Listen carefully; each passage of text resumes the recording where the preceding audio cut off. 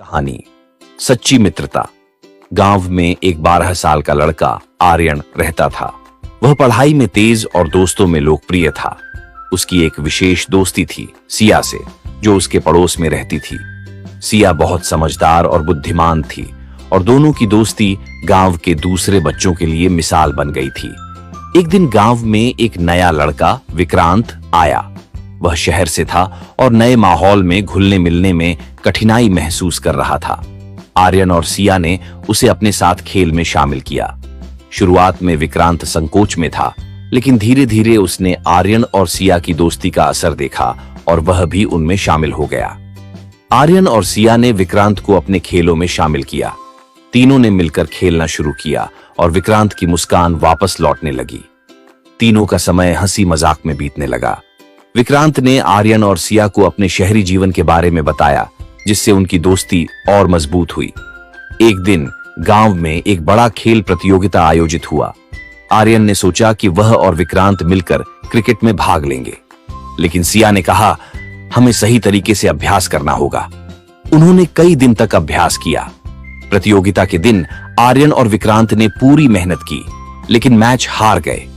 आर्यन निराश हुआ, लेकिन सिया ने उसे समझाया, जीत और हार दोनों जीवन का हिस्सा हैं। महत्वपूर्ण है कि हमने साथ में खेला और कोशिश की। कुछ समय बाद विक्रांत ने गांव में एक समस्या देखी। गांव के बच्चे अक्सर पढ़ाई में कमजोर थे। विक्रांत ने आर्यन और सिया से कहा, हमें कुछ करना चाहिए। उन्होंने एक अध्ययन समूह बनाया, जिसमें वे बच्चों को पढ़ाने लगे। धीरे धीरे गांव के बच्चे पढ़ाई में अच्छा करने लगे। सभी ने उनकी मेहनत की सराहना की।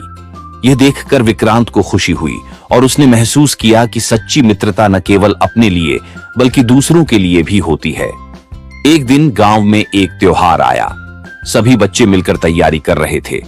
विक्रांत को एक ऐसा काम सौंपा गया जो बहुत मुश्किल था। उसे एक नृत्य प्रदर्शन का नेतृत्व करना था, लेकिन कुछ दिन पहले विक्रांत बीमार पड़ गया। आर्यन और सिया ने विक्रांत का ख्याल रखा। वे न केवल उसकी मदद करते रहे, बल्कि उन्होंने नृत्य की भी पूरी तैयारी की। जब त्योहार का दिन आया, विक्रांत ने अपनी बीमारी के बावजूद प्रदर्शन में हिस्सा लिया। उन्होंने तीनों ने मिलकर शानदार प्रदर्शन किया और सबने उनकी सराहना की। इस अनुभव ने विक्रांत को सिखाया कि सच्ची मित्रता में एक दूसरे का सहारा देना कितना महत्वपूर्ण है। आर्यन और सिया ने उसे प्रेरित किया कि कठिनाइयों का सामना कैसे करना है। जैसे जैसे समय बीतता गया, आर्यन, सिया और विक्रांत ने मिलकर कई नई गतिविधियों की योजना बनाई। उन्होंने खेलों में भाग लिया, नाटक किए और समाज सेवा की। उनकी मित्रता और मजबूत हो गई थी। कुछ साल बाद जब सभी बड़े हो गए, आर्यन ने फैसला किया कि वह अपने गांव में एक स्कूल खोलेगा।